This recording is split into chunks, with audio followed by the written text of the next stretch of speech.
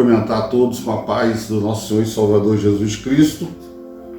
Quero agradecer a Deus por mais um dia que Ele tem nos concedido para nós fazermos uma breve reflexão aqui dentro da Palavra de Deus. Livro de São Lucas, capítulo 7, do versículo número 11 em diante até o verso de número 17, que nos diz assim: E aconteceu pouco depois de ir ele à cidade chamada Naim, e com ele iam a muitos dos seus discípulos e uma grande multidão. E quando chegou perto da porta da cidade, eis que levava um defunto, filho único de sua mãe, que era viúva, e com ela ia uma grande multidão da cidade. E, vendo-a, o Senhor moveu-se de íntima compaixão por ela e disse-lhe: Não chores. E chegando-se, tocou no esquife, e os que levavam pararam, e disse: Jovem, eu te digo, levanta-te. E o defunto assentou-se e começou a falar, e entregou a sua mãe. E de todos se apoderou o temor, e glorificavam a Deus, dizendo: Um grande profeta se levantou entre nós, e Deus visitou o seu povo. E correu dele esta fama por toda a Judéia e por toda a terra circunvizinha. Amém. Essa palavra que eu gostaria de fazer uma reflexão, os amados irmãos, que é todas aquelas pessoas que nos assistem. E eu meditando nessa palavra, eu pude assim observar alguns motivos pelos quais o Senhor Jesus, Ele se compadeceu desta mãe. Hoje é um dia universal, nós comemoramos o Dia das Mães, da genitora, aquela que deu à luz, né? E Deus deu essa dádiva somente às mulheres, né? E esta mãe, ela estava vivendo um momento muito difícil. Por quê? A Bíblia não fala quanto tempo, mas ela já havia perdido o seu próprio esposo, que era a fonte de sustento, era o provedor da casa, era quem dava toda assistência, né, para aquela família, porque ela tinha um filho também, né? E a Bíblia fala que era o único filho, né? E nos diz a palavra também que Jesus ia chegando, né, naquele local, quando ele se depara com aquele cortejo fúnebre levando um corpo. É bom a gente lembrar, ressaltar que os costumes naquela época dos judeus não eram, por exemplo, conforme nos dias de hoje nós fazemos aqui, principalmente em nosso país, Brasil. Pois os judeus, eles tinham uma mania, tinham um costume, melhor dizendo, né? Uma pessoa, por exemplo, se encontrasse com aquele cortejo de defunto, pelo costume, pela tradição, ele teria que acompanhar aquele cortejo até o final, até o término, até o sepultamento. Por outro lado também, não era também que nem nos dias de hoje, que nós vemos os corpos dentro de um caixão, muitas das vezes lacrado, mas naquela época, segundo o costume, as pessoas eram carregadas numa maca, né? Numa maca. E nós temos que entender também que existia um costume da parte dos judeus também, que isso eu posso dizer que até nos dias de hoje acontece. Existia um grande respeito por uma cerimônia fúnebre, ou seja, por um cortejo fúnebre, né? Ninguém poderia parar. Ninguém poderia parar um cortejo fúnebre, né? Mas Jesus, conforme nos diz a palavra de Deus aqui, no verso de número 13, e vendo o Senhor, moveu-se de íntima compaixão por ela e disse-lhe: Não chores, não chores, né? A palavra também de Deus nos diz, né, que existia uma grande multidão, né? Alguns estudiosos que se debruçam na palavra, acredita-se que muitas pessoas naquele momento zombaram até de Jesus, porque não conheciam o seu verdadeiro poder, não conheciam que verdadeiramente ele é autoridade sobre a morte, né?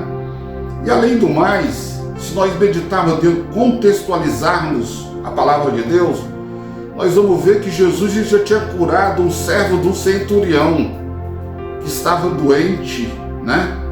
E o centurião mandou alguém dizer a Jesus que o seu servo estava doente, né?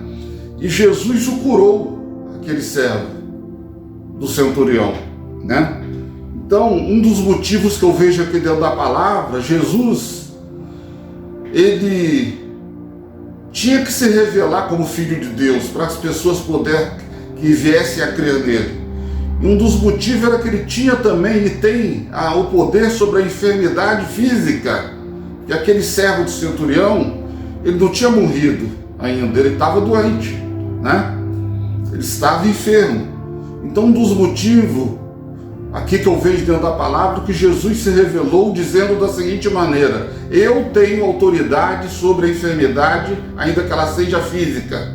E mais da frente agora lá em Naim, quando ele encontra com aquela mulher chorando, e ele diz para ela: não chores. Aquelas pessoas olham de um lado para outro, acredita-se que muitos zombaram dele, como eu já disse, mas ele sabia perfeitamente o que ele estava falando. Que um do segundo motivo, dentro do contexto bíblico, é que o jovem, na verdade, ele era o único provedor, ou a fonte sustentadora daquela mulher. E como ele ia fazer agora para ela se alimentar? Como ele iria fazer agora para sustentar sua casa, vendo ali o seu filho? Então, por esse motivo é que Jesus, ele se compadeceu dela, né? Ele teve a compaixão dela, né? Daquela mulher, e veio ressuscitar o seu filho.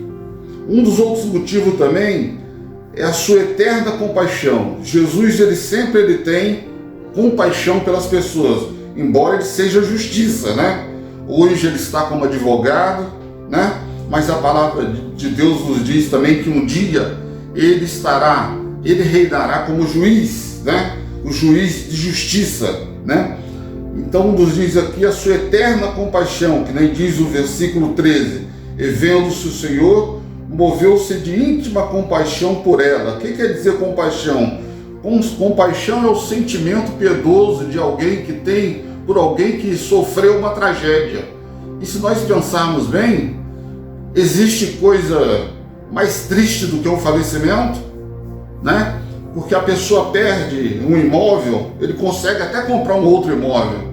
A pessoa pode até ter uma colisão com o seu veículo, ele pode até comprar um outro veículo, mas quando se fala a palavra morte, é somente um que teve o poder sobre ela, e esse um que eu vos falo é o Senhor Jesus Cristo, né?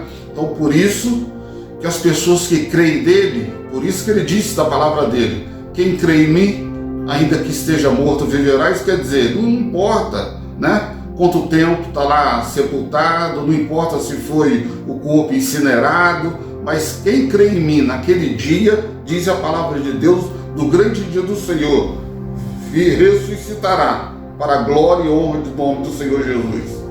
E por último aqui, um outro motivo, é para que as pessoas viessem a acreditar que Jesus verdadeiramente, ele foi enviado como Deus, como Filho de Deus, né?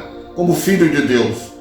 Eu digo sempre aqui na igreja que tudo que os profetas fizeram, que tudo que as pessoas que vieram antes dele fizeram, foi simplesmente para que chegasse o tempo de Jesus, ele reinar sobre a terra, rei sobre a terra.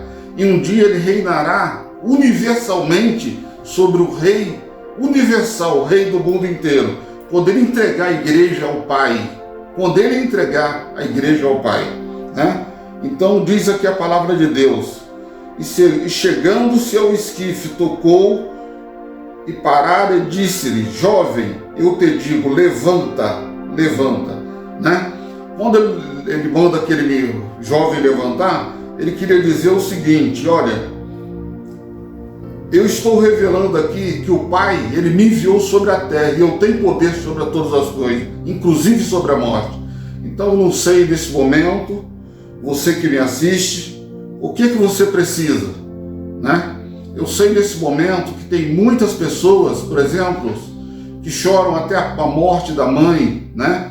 Eu conheço família que recentemente perdeu até a sua mãe, que está passando um momento triste hoje, um momento de vazio. Mas eu quero, antes aqui, assim que eu terminar essa palavra, pedir a Deus pela sua vida, pedir a Deus pelas mães da face da terra, pedir a Deus pelas mães que estão internadas nos hospitais, pedir a Deus pelos parentes daqueles que perderam também suas mães que já foram sepultadas.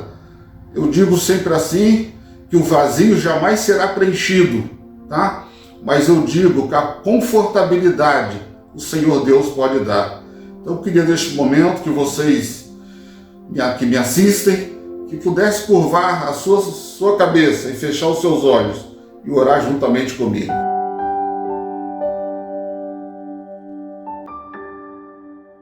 Senhor nosso Deus, o eterno Pai que está nos céus, eu quero nesse momento te agradecer pelo dia que o Senhor tem nos concedido, porque o Senhor nos deu uma noite, nos deu o vigor da vida para nós abrirmos nossos olhos, e eu quero te agradecer por isso, Senhor, pela minha vida, pela vida das pessoas que estão aqui ao meu lado, pela vida, Senhor, das mães, no sentido universal, Senhor, no sentido universal. Quero pedir também que o Senhor derrame uma bênção sobre a vida de cada uma delas, Senhor, confortando também aquelas mães que perderam seus filhos dessa tragédia, se é que podemos assim falar, Senhor, com essa pandemia que nós estamos vivendo, que ceifou muitas vidas, Senhor. Meu Deus, eu te peço o conforto sobre cada coração. Eu quero te apresentar aquelas mães que estão trabalhando nos hospitais agora. Agora, meu Deus, elas arriscam até as próprias vidas para salvar vidas. Ó Senhor, tenha misericórdia neste momento. Tenha misericórdia nesta hora. Visita, Senhor, neste momento. Pai da glória, Pai de poder, eu te peço, não porque nós merecemos, mas é pela tua bondade e pela tua misericórdia que é que nós pedimos. E que o Senhor venha, meu Deus, nos dá graça, nos dá sabedoria, para que nós possamos viver esses tempos difíceis. Ah, Senhor, no nome de Jesus Cristo, quero apresentar também a tua igreja, Senhor, que a tua igreja não venha se enfraquecer nesses momentos que nós estamos vivendo, mas que a tua igreja cada dia venha fortalecer diante da tua presença, diante da tua graça, Pai. Assim eu te agradeço, e assim eu te agradeço, Pai. Eu te louvo, no nome de Jesus, no nome de Jesus.